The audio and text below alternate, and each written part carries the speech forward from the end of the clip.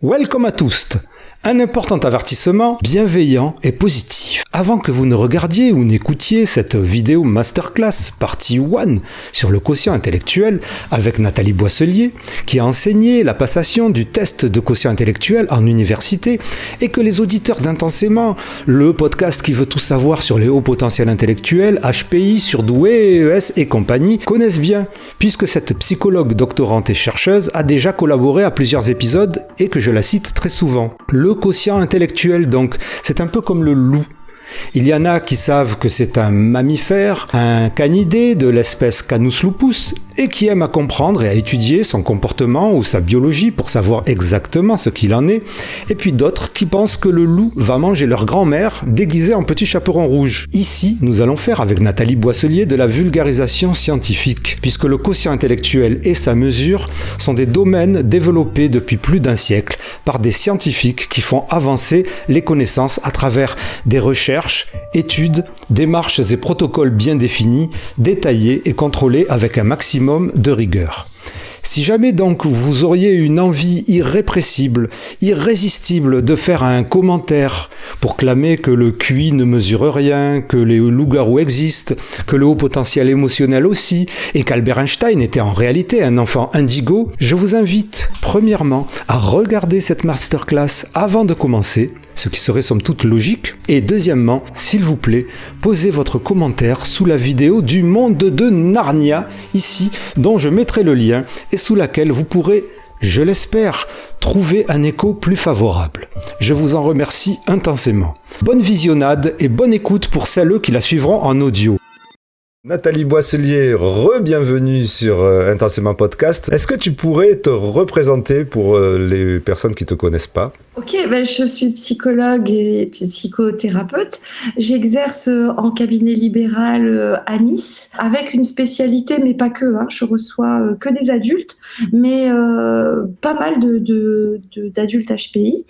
Je suis aussi doctorante sur le sujet du haut potentiel intellectuel, puisque j'étudie la possibilité qu'une partie au moins de l'hétérogénéité cognitive puisse s'expliquer par l'adversité et le stress continu dans l'enfance. Et puis, j'enseigne à l'université, principalement, en tout cas cette année, avec une section de Master 2, où je leur enseigne les psychothérapies, mais aussi quelques connaissances sur le haut potentiel intellectuel chez l'adulte. Et jusqu'à l'année dernière, j'ai laissé tomber cette partie de cours parce que j'avais plus le temps. Je leur enseignais aussi, quand ils étaient en Master 1, à passer une échelle d'intelligence pour adultes et la clinique du test, qui est presque aussi importante que la passation du test lui-même. D'accord, moi c'est ça qui m'intéresse. C'est-à-dire moi j'aimerais bien que tu nous parles un peu plus en profondeur de l'enseignement de la passation des tests de QI. Et d'ailleurs, pourquoi tu leur enseignais ça à ces étudiants ? Parce qu'ils étaient en psychologie Alors oui, c'est des étudiants en psychologie qui ont une spécialité sur le psychotraumatisme, parce que c'est un choix en fait dans la maquette dont je ne suis pas responsable. Il y a une responsable, il y a des responsables de ce master qui portent ce master, et leur choix a été d'inclure cet enseignement. À l'université française, il n'y a pas de maquette commune. C'est pas comme le programme de mathématiques par exemple au lycée. Il n'y a pas de programme national. Chaque université décide de sa maquette jusqu'à la fin de la licence, et ensuite, en fonction du master dans lequel ils vont candidater, il y a aussi une maquette. Alors évidemment, alors je suis pas très douée là-dedans parce que j'y participe pas, mais ces maquettes-là, elles sont validées en conseil de département et même etc. Il n'y a pas des gens qui décident voilà. Et dans certaines maquettes, selon la pertinence, il va y avoir un enseignement sur les échelles d'intelligence, sur le haut potentiel intellectuel ou pas. D'accord. Mais c'est qu'une caractéristique parmi tant d'autres, en fait. On ne peut pas en 5 ans enseigner aux étudiants absolument tout ce qu'il y a à savoir sur le haut potentiel intellectuel, sur la schizophrénie, sur les troubles anxieux, sur les psychothérapies, sur comment s'organise la mémoire. Donc l'objectif de l'enseignement à l'université, parce que c'est TADA, c'est ça en fait, hein. Ce n'est pas de transmettre seulement une somme de connaissances, c'est aussi d'apprendre à apprendre. Donc, à partir de mots-clés, si on évoque le haut potentiel intellectuel, en cours avec des étudiants, il a des mots-clés et on lui a appris des méthodes de travail universitaires pour qu'il puisse aller chercher des sources, valider la pertinence de ces sources, leur crédibilité, etc. On lui a appris à apprendre. Okay. Et puis, à partir d'un autre moment, on va le diriger, lui apprendre le code de déontologie des psychologues. Et ce code de déontologie inclut aussi la formation tout au long de la vie professionnelle. Au final, quelle place a l'enseignement du haut potentiel intellectuel et des tests de QI par rapport à la globalité des autres enseignements? C'est une goutte d'eau, Raph. En fait, si un patient se présente avec un HPI, certes, hein, ou une suspicion de HPI, et un TDAH ou un trouble du spectre autistique, ou même un trouble du stress post-traumatique complexe ou une dépression, en tant que patient, tu préféreras que le psychologue, il ait quel type de connaissances sur le HPI? C'est une immensité, le savoir psychologique, c'est une immensité. Et c'est vrai que ces derniers temps, j'ai eu des discussions par rapport à ça et j'écoutais des trucs où les gens ils disaient mais les psychologues sont pas assez formés au niveau du HPI. Oui, mais il y a tout le reste aussi à se former. Donc, pour moi, il me semble que c'est quand même pas la priorité. Après, c'est normal que pour ceux qui sont HPI et qui considèrent ça comme une composante importante de leur identité, c'est important. Absolument, mais après voilà, je sais, on va pas, et je crois pas que ce soit ma place de parler de chaque psychologue individuellement. J'ai pas à avoir ce type de jugement. Je vais plutôt parler de ce que moi j'ai fait, et puis voilà. C'est vrai que en dehors du fait que j'ai beaucoup travaillé sur un peu tout, j'ai vraiment été pendant mes années d'études une no-life. Et encore maintenant, je travaille beaucoup. Mais c'est vrai que comme ça m'intéressait, il faut être clair, j'ai depuis mon Master 1, mon mémoire de Master 1 était autour du haut potentiel intellectuel, ma thèse est autour du haut potentiel intellectuel, j'ai orienté, alors pas tous mes stages, j'ai aussi fait des stages aux urgences psychiatriques, en EHPAD, etc. Mais j'ai aussi fait 2 stages qui avaient un lien avec le haut potentiel intellectuel. Un en école Montessori où on peut avoir pas mal de petits tout qui sont concernés. Un autre dans un service à Marseille qui ne fait que de l'évaluation neuropsychologique, pas seulement pour les hauts potentiels, hein, de l'évaluation neuropsychologique, parce que ça m'intéresse aussi pour tout. Donc voilà. À chaque psychologue d'être en règle avec son éthique, c'est tout. Oui. Et donc il n'y a pas une je sais pas comment on pourrait appeler ça, il n'y a pas un dogme précis qui est enseigné sur l'HPI. Non. Mais vous pouvez sortir de l'université et honnêtement, j'ai pas forcément un problème avec ça. Hein. Sans avoir eu un cours de 4 heures sur les TOC, ça peut ou ça peut pas. Mais on vous a appris à apprendre. Si vous prétendez être psychologue, soit vous vous êtes penché vous-même durant vos études sur les troubles obsessionnels compulsifs, soit dès que vous avez votre premier patient qui a un trouble obsessionnel compulsif, vous passez une nuit à les étudier. Attention, hein, voilà. Moi, il m'est arrivé d'avoir des problématiques apportées par des patients qui sont relativement rares. J'ai réétudié. Oui. Parce que c'est rare. D'accord. Voilà. Alors au niveau de l'enseignement des tests de QI, donc c'est pas au niveau des hauts potentiels intellectuels que tu leur enseignes pas. Ce que tu leur enseignes, ça, c'est enseigner la passation des tests de QI en général pour une évaluation neuropsychologique générale. D'accord. Ok. Alors selon toi, pourquoi passe-t-on un test de QI?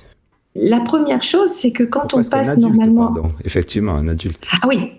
Parce que pour les enfants, globalement, souvent, ça va être des objectifs éducatifs qui vont être liés à un saut de classe, comprendre des difficultés, etc. Pour un adulte, c'est vrai qu'il peut y avoir ce qu'on appelle un test, une passation de complaisance. J'ai envie de savoir comment je me situe, j'ai envie de mieux me comprendre. Pour certains autres, ça va être, je m'interroge et je suis dans une phase de questionnement sur ma carrière. Et même si je ne vais pas prendre ma décision avec ça, j'ai envie de savoir comment je me situe pour reprendre des études, par exemple. Pour moi, ça fait partie de mon bilan de compétences. Et puis, il y a plein d'autres raisons. Par exemple, on va diagnostiquer un TDAH ou un trouble du spectre de l'autisme ou même un trouble des apprentissages. Et là, attention, il n'y a pas de profil type qui dit le bilan de QI, il va confirmer, regardez, parce que telle chose est basse, etc. Il n'y a pas de profil type. Par contre, pour faire des recommandations, ça peut être utile. En fonction du niveau de performance de la personne, en fonction de ce qui va être déficitaire, on va pouvoir faire des recommandations de remédiation cognitive, etc., ajuster la psychothérapie. Voilà. Un test de QI, c'est pas par rapport au HPI, enfin, selon ton expérience. Ah si, en France, ici, oui. Ah. Mais c'est pas, et en Europe, en règle générale, mais le test à l'origine, il n'est pas fait pour ça. Un bilan de compétences, une orientation de carrière, des recommandations pour voir dans le profil neuropsychologique de la personne quels sont éventuellement les domaines déficitaires qui vont constituer des points d'intervention psychothérapeutique ou de remédiation cognitive, quels sont les points forts sur lesquels on peut s'appuyer, etc. D'accord. Un AVC. Un AVC aussi, d'accord, oui, d'accord. Qu'est-ce que, au bout de 3 mois, par rapport à tout ce qui a pu être fait, puis la guérison, où en est cette personne? Un trauma crânien. Et les personnes qui aujourd'hui ont passé leur bilan en tant qu'adultes, si un jour, et je leur souhaite pas, il leur arrive un accident de ce type-là, on peut éventuellement refaire passer un bilan pour voir quelles ont été les fonctions qui ont pu être touchées, où il n'y a pas eu d'amélioration. D'ailleurs, moi, personnellement, c'est de cette manière-là que j'ai passé mon bilan neuropsychologique. C'était dans le cadre d'une évaluation, une sorte de bilan de compétences Pôle emploi, et vis-à-vis aussi de problèmes d'attention que j'avais. Donc, on m'a proposé ça. Moi, c'était pas une recherche de haut potentiel intellectuel à la base. Et oui, effectivement. Donc, on me l'a proposé de la même manière qu'on aurait proposé ça à d'autres personnes vis-à-vis de déficiences qu'ils auraient pour pouvoir trouver un emploi ou pour pouvoir s'organiser. Mais c'est un truc, effectivement, que les gens n'arrivent pas à se mettre dans la tête, puisque pour eux, le QI, ce sont les extrêmes. Oui, alors que non. D'ailleurs, il n'y a même plus dans le DSM-5, il n'y a même plus l'évaluation du QI pour le retard mental n'est plus dans les critères. Comment ça se fait ? C'est un petit peu compliqué parce que en fait, il y a eu des papiers là-dessus qui les nouveaux critères mettent dans une position relativement impossible le clinicien. Il peut pas évaluer, mais il doit l'évaluer. Donc en gros, c'est un petit peu compliqué. Je suis pas spécialiste de ce domaine, donc voilà. Mais regarde, prenons effectivement, parce que ça m'est arrivé de le faire dans cet esprit-là. J'ai une personne adulte qui arrive, même à 20 ans, 22 ans, et qui ne me rapporte pas de trauma de l'enfance, me parle de très très bons parents, mais me rapporte des difficultés qui évoquent le trouble déficitaire de l'attention, avec à minima dans l'hyperactivité le symptôme d'agitation intérieure. Et cette personne, par exemple, n'a pas atteint, ce qui est un des signes d'appel, n'a pas atteint le niveau d'études que j'ai l'impression de ressentir dans nos échanges. J'ai l'impression que cette personne est hyper intelligente et globalement, elle me dit qu'elle a arrêté l'école sans qu'il y ait une vocation particulière, mais elle a arrêté l'école à 16 ans. Ça vaut vraiment le coup d'aller évaluer le TDAH et ensuite d'aller évaluer le profil neurocognitif, parce que cette photographie de la personne va pouvoir peut-être l'aider. Peut-être qu'elle décidera de s'inscrire dans une démarche où elle acceptera de prendre du méthylphénidate, reprendre des études parce qu'elle sait que ses compétences cognitives sont très élevées et qu'elle peut le faire en tout cas. Si elle ne l'a pas fait, c'était pas dû ni à son environnement familial, ni des problèmes de compréhension des enseignements, c'était pour d'autres raisons qui étaient des raisons attentionnelles. Voilà pourquoi là, un bilan de QI peut être utile. Et alors, on va revenir à cette histoire de l'enseignement de la passation des tests de QI. Est-ce que tu as des réticences de la part des étudiants? Est-ce que tu as des questions spécifiques vis-à-vis du QI? Est-ce qu'il y en a qui doutent? On parlait tout à l'heure de personnes qui doutaient du QI ou qui le voyaient de manière négative. Mais bien sûr, parce que on n'arrête pas de leur dire, par exemple, oh là là, mais c'est pas fiable ce truc. Un jour, t'es en forme, tu vas faire 130, et puis le lendemain, t'es pas en forme, tu vas faire 110. Et du coup, forcément, eux, ils sont les premiers à dire. J'ai lu que un profil neurocognitif, c'était une photographie à l'instant T, et c'était pas valable au-delà de ça. Et la réponse, c'est à la fois oui et non. C'est-à-dire que, oui, peut-être que le lendemain, la personne, au lieu de faire 130 ou 115, elle va faire 3 points de plus, 3 points de moins. Oui. C'est ce qu'on appelle l'erreur de mesure. L'erreur de mesure, en statistique, c'est cette marge d'erreur dans laquelle les conditions de passation vont influencer sur le résultat donné. Il y a beaucoup de bruit à l'extérieur, j'ai pas dormi de la nuit, etc. Mais il faut arrêter d'exagérer son importance. Oui. Parce que, logiquement, les psychologues sont supposés mettre en place des conditions de passation qui sont clairement définies sur les manuels du test, qui font que toutes choses sont égales par ailleurs. Ils vont bien entendu pas maîtriser la fatigue du participant. Oui, mais si ce participant dit je suis crevé, je vais pas y arriver, etc., etc., ben, ils sont supposés arrêter la passation. Alors, faut être clair, hein, ça m'est encore pas arrivé. Il faudrait, parce que faut arrêter de dire que les psychologues sont tous des profiteurs aussi. Non, parce que bon, voilà, c'est le truc complètement dingue du moment. Il faudra parler de dédommagement dans ce cas-là, parce qu'il y a quand même une responsabilité du répondant. Quand il prend un rendez-vous pour aller 3 semaines plus tard passer un bilan de QI, s'il prépare lui-même les conditions de l'échec, c'est en train de dire quelque chose. Exactement, mais alors comment tu l'interprètes ça? Ça veut dire aussi que la photographie, elle est bonne. Il est possible que cette personne, à chaque fois qu'elle est dans une situation de performance, se situe de cette manière-là. Mais du coup, on peut parler effectivement de l'erreur de mesure puisque j'ai pas ces compétences actuelles. Mais dans la vie de tous les jours, à chaque fois qu'on lui fait passer un examen, il est comme ça. C'est son niveau de performance. Mais alors, est-ce que ça veut dire que tu vas lui rajouter des points ou lui enlever des points? Non. Ah, jamais. Jamais. Non, ce que je suis en train de dire, c'est que moi, en tant que psychologue, je suis supposée mettre en place des conditions de passation qui limitent au maximum l'erreur de mesure. Oui. C'est mon job. Tout est écrit dans le manuel. Je savais pas ça. Ok. Voilà. La lumière, le positionnement. Quand tout à l'heure, je te disais qu'à mes étudiants, je leur apprends la clinique du test. C'est ça, la clinique du test aussi. Effectivement, l'erreur de mesure, c'est la première chose. Mais du coup, on peut se demander, est-ce qu'elle est aussi importante que ça? Du coup, pour le savoir, il faudrait, pourquoi pas, faire passer à la personne le même test. Il y a des effets d'apprentissage, mais 3 semaines plus tard. Et savoir si on... Ou 1 mois plus tard. Voir si... Et pourquoi pas le faire passer alors par le même ou par un autre administrateur. Je croyais que le principe, c'était justement d'attendre, je sais plus, 1 an ou 3 ans...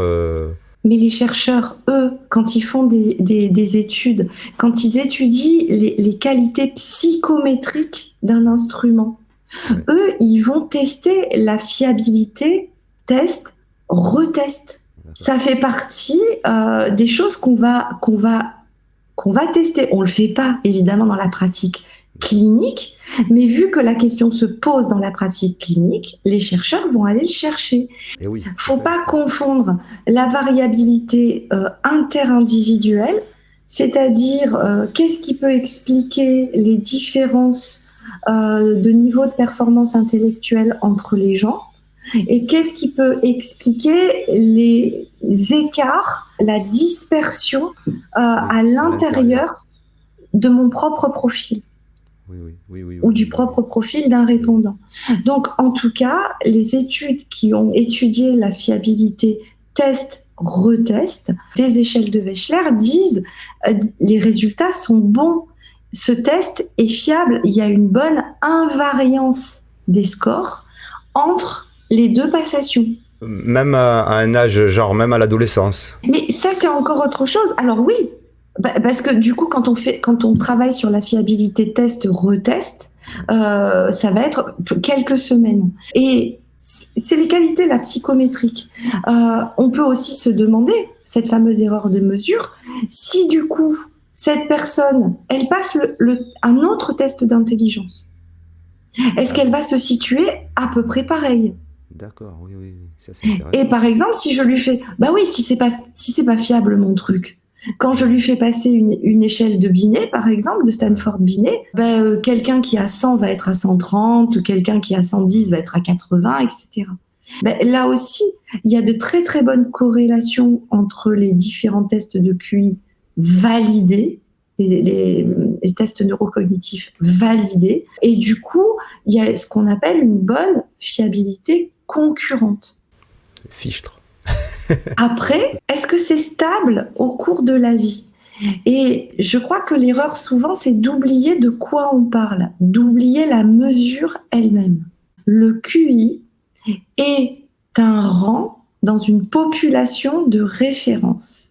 Oui. Si je dis à quelqu'un qu'il a un QI de 120, ça veut dire que son niveau et que son QI est cohésif et qu'il est représentatif de son fonctionnement intellectuel, ça veut dire que cette personne, elle a un niveau de performance intellectuelle qui est en général meilleur que celui des personnes issues de sa culture et de sa tranche d'âge. Et oui. Donc, si quand je lui dis ça, elle a 20 ans, il y a d'excellentes chances, parce que ça aussi, ça a quand même été testé, qu'on lui redise la même chose, il y a notamment des papiers de Derry, quand elle aura 70 ans. Oui. Ensuite, est-ce que le profil neurocognitif qui a été mesuré chez une personne de 20 ans est le même que le profil neurocognitif qui sera mesuré quand il aura 70 ans ? Mais pour le coup, non. Parce qu'il va y avoir, mais il ne faut pas l'exagérer non plus, il y a des effets du vieillissement qui commencent à devenir vraiment sévères sur beaucoup de domaines passés 70, 75 ans, parce que toutes les fonctions neurocognitives ne déclinent pas de la même manière. Et puis, malgré tout, même dans le vieillissement, il y a des vieillissements pathologiques, des vieillissements normaux et des vieillissements supranormaux. C'est-à-dire des... Je l'aime bien ce terme, je me rappelle, tu l'avais sorti, je l'adore. Exactement. Donc, je ne peux rien présumer. D'accord, ok. Je peux rien présumer. Supranormaux, c'est quand on garde son QI. Exact. D'accord. Okay. Alors voilà, ça veut pas dire qu'on s'améliore encore, mais en tout cas au moins qu'il n'y a pas d'effet du vieillissement, il n'y a pas d'effet de vieillissement neurocognitif, de vieillissement cognitif. Dire, toujours par rapport à sa tranche d'âge. C'est pas, on n'a pas. Par rapport à sa tranche d'âge. Oui, je l'ai pas préparé cette fois-ci parce qu'il est de mauvaise qualité mon document. Mais quand on regarde des courbes de vieillissement, c'est-à-dire que tu vas mettre deux courbes. Une courbe de gosse de la tranche d'âge des 20-30 et une courbe de gosse de la tranche d'âge des 60-70. Mais tu vas avoir toujours une partie qui se chevauche. C'est-à-dire qu'il va y avoir une partie à n'importe quel âge des 20-30 qui aura, malgré le vieillissement cognitif, un niveau de performance inférieur à une partie des 60-70. D'accord, oui. Donc, on est en train de parler de phénomènes complexes, d'une littérature dont j'ai pas fait le tour de cette... Non, mais j'en ai pas fait le tour. Non, mais alors si toi, tu n'en as pas fait le tour, ça me fait rire. Il faut faire attention. Donc, du coup, il faut faire très attention avant de prendre sa plume ou son micro et d'écrire ou de dire des choses. Voilà. À plusieurs reprises, j'ai dit, je suis pas spécialiste de ça. Mes connaissances sont de surface. Voilà. Après, c'est vrai que c'est pareil. On pourrait dire, oui, mais ton QI, là, on te dit que tu as 130. Mais en fait, tu es dans un intervalle de confiance. Oui, entre 125 et 135, c'est ça? Alors, c'est 4-5 points. Hein. Oui. Ça n'a jamais été plus que ça. Donc, c'est 4-5 points. Hein. C'est plus ou moins 4-5 points. Et effectivement, c'est l'intervalle dans lequel le score réel a 95% de chance de se trouver. Le QI, il est quelque part là. Alors, ça a l'air énorme comme ça. Je t'ai pris un exemple. Si je prends quelqu'un qui a un QI de 107, il est au rang percentile. On revient encore à qu'est-ce que ça mesure, parce que c'est ça le plus important. Alors, QI 107, c'est le rang percentile combien? 68. C'est-à-dire qu'il y a 68% des gens... des gens qui obtiendront des résultats inférieurs en passant la même échelle, ou encore, si on regarde ce que mesure l'échelle, 68% des personnes de l'âge et de la culture de ce répondant ont un niveau de performance intellectuelle en moyenne inférieur. D'accord. Ok. Mais là, l'intervalle de confiance, il est entre 102 et 112. Donc, la vraie phrase, c'est cette personne qui a un QI de 107 c'est en réalité une estimation, parce que dans les faits, son QI se situe à 95% de chances de se situer entre 102 et 112.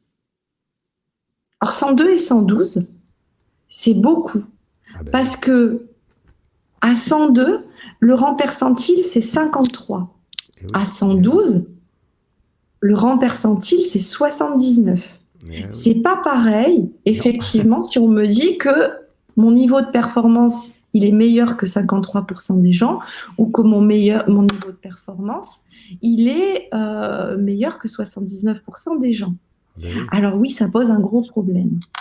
Sauf si on va dans les rangs supérieurs du QI. Pourquoi? Tiens, ça c'est une bonne... Pourquoi? Oui, qu'est-ce que ça mesure? Le rang percentile. Maintenant, je prends un QI 132. On est au percentile 98. Pour un QI 132, l'intervalle de confiance, il est entre 126 et 136. C'est beaucoup. On se dit c'est beaucoup. Hein. Mais en termes de rang percentile, à 126, on est à 96 et à 136, on est à 98. Donc, en réalité, avec un QI de 132, ça dit à la personne qu'elle est plus performante globalement, hein, qu'elle se situe dans la tranche des gens, mais au pire, elle est plus performante que 96% des gens. Au mieux, elle est plus performante que 98% des gens. Oui. Il n'y a rien. Et pareil, hein, si on prend 130, l'intervalle, là, c'est 124-134. Et on oscille entre 95 et 98 au niveau des rangs percentiles dans la fourchette, dans l'intervalle de confiance. Si quelqu'un est identifié à 124... Puisque tu disais 124, il a du 130 dans son... À 124, je crois que c'est 125. À partir... 126, il me semble. Oui, je peux rouvrir... Là, j'ai beaucoup de choses sur mon écran, mais je peux l'ouvrir, mais de mémoire, il me semble que c'est 126, où il commence effectivement à avoir du 130. Et effectivement, le 130, lui, il est à 124. Potentiellement, c'est un 124. D'accord. Et donc, c'est à partir de là que le ou la psychologue détermine si la personne est au potentiel, malgré le fait qu'elle ait trouvé 126 et que soi-disant, et que le consensus serait à 130. Alors, le consensus, il est à 130 parce qu'à un moment, il faut fixer quelque chose dans la recherche. Sinon, on n'aura jamais de données comparables, en fait. Oui, d'accord. C'est par rapport à la recherche, donc. Ben oui. D'accord. Ça n'a rien à voir avec autre chose. Ça n'a rien à voir avec de toute manière. La biologie. La biologie, oui, effectivement. Non. Oui. D'où la pensée en arborescence, c'est ridicule. Oui. Il ne se passe rien à 130. C'est quantitatif, c'est-à-dire qu'on est sur un continuum. Et on voit cette histoire de rang percentile ici. On voit que les personnes ici, entre 97, entre 130 et 160, on oscille sur 3%. Hein, et même si on se met à 125, pour le coup, on oscille entre 95 et 100%. On voit bien là qu'on est sur un continuum d'intelligence. Et du coup, tout ce qu'on va observer va être quantitatif. Par exemple, plus on a un QI élevé, plus on a de chances de réussir ses études. J'ai vu dernièrement une étude qui disait que ce paramètre était plus important, c'est-à-dire était au-delà de la persévérance et de l'entraînement. C'est-à-dire que si je prends 3 paramètres, le QI, la persévérance et la motivation, voilà. Celui qui va... Alors, les 3 comptent, hein, mais celui qui va compter le plus des 3, qui va expliquer le plus de variance, ça va être le QI. D'accord, mais c'est horrible. D'un autre côté, c'est pas parce qu'il en explique le plus que ça se joue à 5-10%. Oui. Donc on s'en fout en fait. Une personne extraordinairement motivée qui travaille va réussir. Ouais. Et une personne qui a un TDAH et qui a 130 de QI, par exemple, comme moi, va complètement foirer sa vie professionnelle. Et pareil, ça dépend, encore une fois. Si l'environnement a fait ce qu'il faut pour que le TDAH soit compensé, pour que la personne, elle développe justement la confiance en elle, la persévérance, si elle est accompagnée pour prendre en charge son TDAH, elle va réussir. Oui. Et si une personne a un QI de 100, 105, 110, s'inscrit en médecine et fait l'effort considérable de travailler, de se plonger dans ses livres, elle veut être médecin, c'est sa vocation, ou juge, ou avocat, ou n'importe quoi d'autre, elle va l'être. Oui, mais là, comme dirait ton chat, tu me parles de 110, mais qu'en est-il de 90 ? Je sais pas. C'est ça la question, parce que c'est en ça que je dis c'est horrible. Je sais pas. Ouais. Mais oui, mais d'un autre côté, c'est horrible. Je sais, mais vraiment, il faut aussi le voir. Donc avec Molly qui commence Molly commente, elle devrait passer devant la caméra sous peu. La voici donc pour me sauter dans les bras. Mais après, le soleil brille vraiment pour tout le monde. Oui. Je veux dire, j'étais pas assez grande pour être mannequin. C'est vrai, ouais, c'est vrai. Comment ça, c'est vrai ? Comment ça, c'est... C'est pas juste. Voilà. Non, mais c'est vrai. Mais c'est vrai que, et par exemple, c'est pas tout le monde qui fait des performances athlétiques de folie. Exactement. Mais après, on rentre dans la philosophie. Moi, je fais ça quand je fais passer des bilans de QI aux gens, c'est parce que je pense que ça peut aider à un moment donné. Ça peut les aider à avancer.